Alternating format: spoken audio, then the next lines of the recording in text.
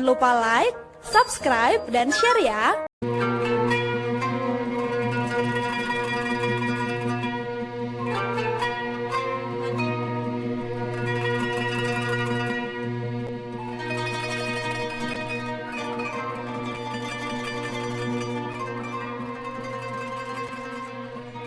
Imanan namanya. Wa ma arainaka illa fitnatan linnas. Fitnatan itu ujian linnas. Setelah ujian keimanan, jatuh ujian jilid 2, ujian hijrah. Ujian hijrah dari Makkah ke Madinah.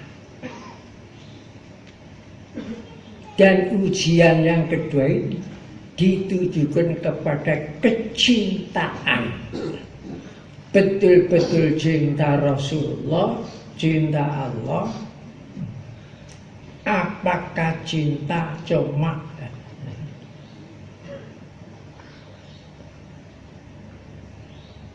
api-api lambang, abang-abang lagi. Nah, apa kecintaan murni seperti Mas Murni, apa tembaga, apa? Nah, itu diuji dengan hijrah. Karena hijrah ke Madinah itu meninggalkan sebagian keluarga, meninggalkan rumah, meninggalkan sawah, meninggalkan kekayaan. Padahal di Madinah belum ada nyambut gawe apa tunggu.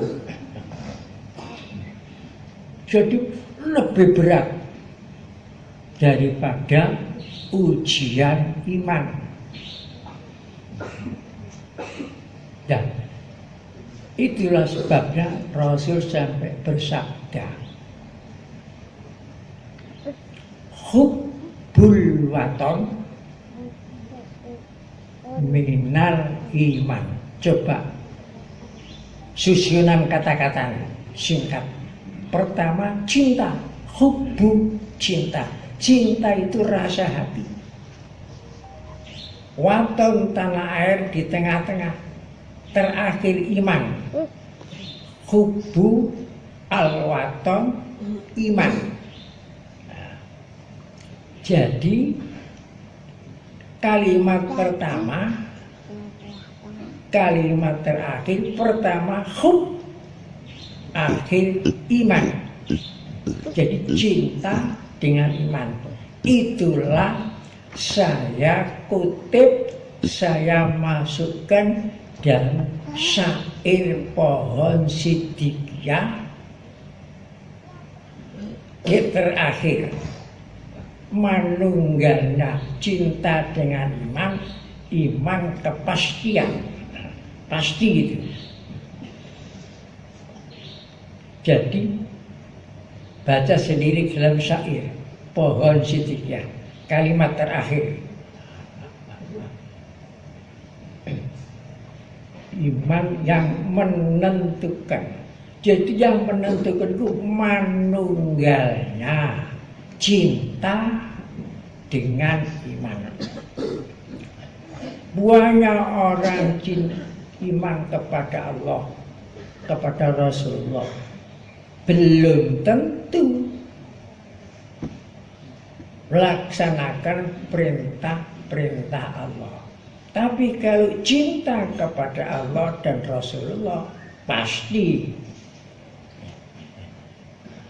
Bukan belum tentu, pasti melaksanakan perintah-perintah Allah.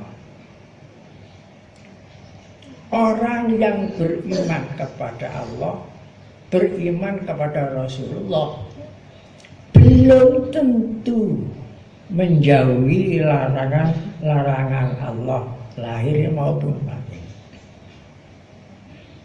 Tapi kalau orang cinta kepada Allah dan Rasulullah, pasti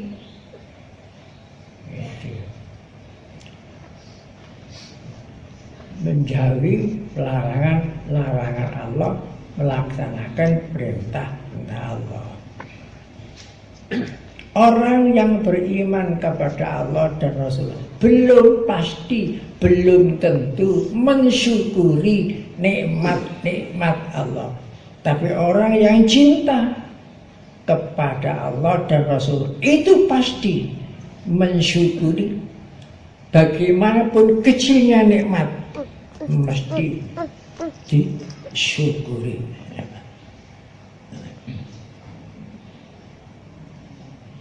Seperti sekarang ini,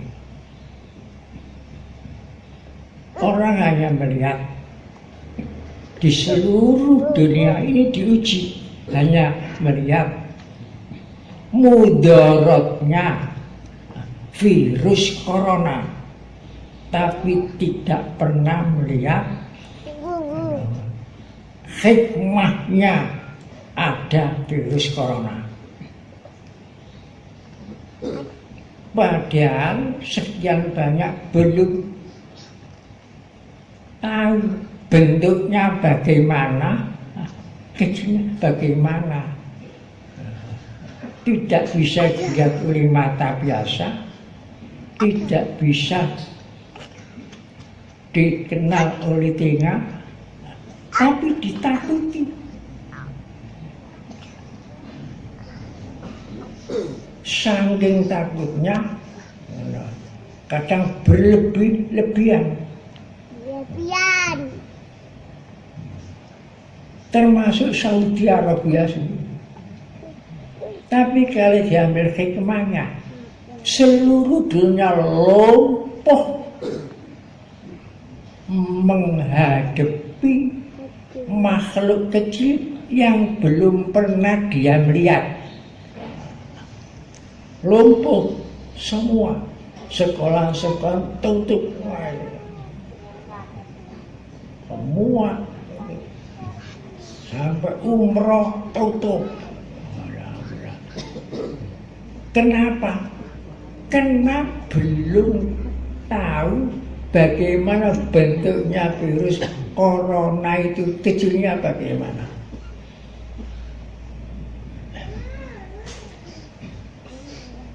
Sampai-sampai banyak manusia menjadi virus sendiri.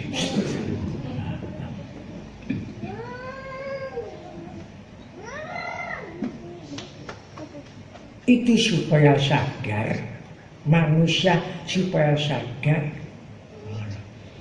lumpuh meskipun negara adidaya, lumpuh menghadapi makhluk yang kecil banget, makhluk kecil, lumpuh. Dia tidak berdaya, tidak mempunyai daya. Obat yang masih coba-cobaan. Dia tidak berdaya. Semua negara seperti dalam Al-Quran disebut, Innallaha la yastahi, surat Baqarah. Innallaha la yastahi ayyadriba masalan ma ba'udatan fama fawqa. Allah Maha Agung, tidak malu membuat perumpamaan nyamuk walaupun lebih kecil daripada nyamuk.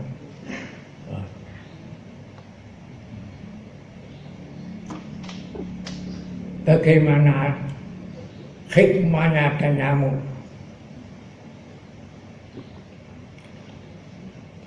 Karena nyamuk itu ketahui bahwa penyakit, orang usaha menjauhkan nyamuk dari gigit manusia, timbul kehidupan buat pabrik obat nyamuk. Berapa biayanya, berapa karyawannya hanya untuk menjauhkan nyamuk dari diri saja.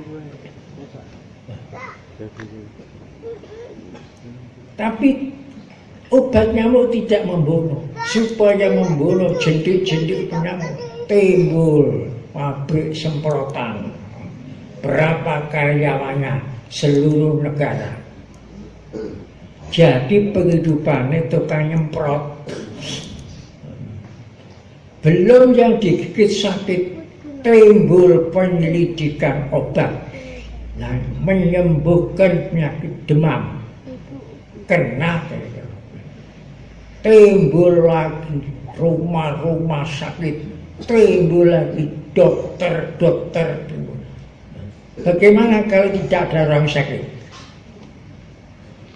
Tidak ada penyidikan, tidak ada dokter. Sampai masuk sekolah kedokteran saja yang paling murah 300 juta. Ya karena ada sakit. Begitu pula. Itulah hikmahnya. Itu tidak diketahui oleh mata, hanya diketahui oleh mata batin. Ya, di situ teruji. Jadi yang betul-betul iman yakin berangkat ikut hijrah ke Madinah. Ya, di tengah-tengah hijrah itu hijrah bulan Maulid. Karena malam itu hari Jumat, malam Jumat Maulid awal ditentukan akan ada pembunuhan terhadap Nabi Muhammad. Setelah berunding di gedung namanya Darun Najwa, satu-satunya selesai menghadapi orang satu ini harus Muhammad dibunuh bareng-bareng segala suku yang bunuh. Jangan satu suku, khawatir pembalasan dari sukunya Muhammad. Kalau dihadapi semua suku, kalau ada pembalasan dari sukunya Muhammad, dihadapi seluruh suku yang ada di alam. Itu sudah diputuskan yang dipimpin kepalanya Abu Jahal dan dipimpin orang tua yang tidak dikenal asalnya, yaitu iblis. Mendo-mendo orang tua ikut berunding. Malam itu Roma digerebek. Nabi Muhammad sudah keluar rumah dengan Abu Bakar. Tempatnya diganti oleh Ali bin Abi Thalib.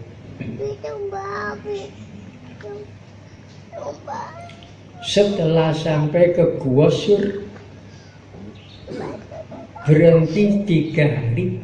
Disitulah Abu Bakar mulai dibaiat, ditalkin oleh Rasulullah Sallallahu Alaihi Wasallam. Itulah lahirnya Tarekat Siddiqiyah. Jadi dibiat bukan di gedung yang mewah, dibiat di tempat yang sempit, pintunya hanya 2. Perkiraan antara Mekah sampai Gua Sur ada 4 kilo atau 5 kilometer ke arah Madinah. Di tempat yang sempit, tempat banyak khayawan berbisa, itu dikepung. Jadi dalam keadaan bahaya. Nah, sahabat Abu Bakar di dalam gua itu hanya 2 orang, Rasulullah dan sahabat Abu Bakar. Sahabat Abu Bakar menangis. Rasulullah tidur di pangkuan Abu Bakar. Setelah air matanya Abu Bakar netes ke dadanya Rasulullah, Rasulullah melilir. Kenapa Abu Bakar? Saya takut Rasulullah. Takut apa? Kalau saya hanya yang dibunuh oleh gembong-gembong kafir Mekah itu, kan hanya tidak apa-apa. Tapi kalau Rasulullah dibunuh, bagaimana nasib umat manusia ini? Jadi yang saya takuti bukan saya takut mati, yang saya takuti sampai Rasulullah terbunuh. Ya, di situ mulai dibiar Abu Bakar. La tahzan, jangan sedih hati. La tahzan, jangan sedih hati. Innallaha ma'ana, Allah beserta kita. Jangan sedih hati. Ya, itu kemudian turun ketenangan dari langit kepada Abu Bakar. Itulah awalnya Abu Bakar ditalqin atau dibiat Rasulullah. Namanya biat furodah.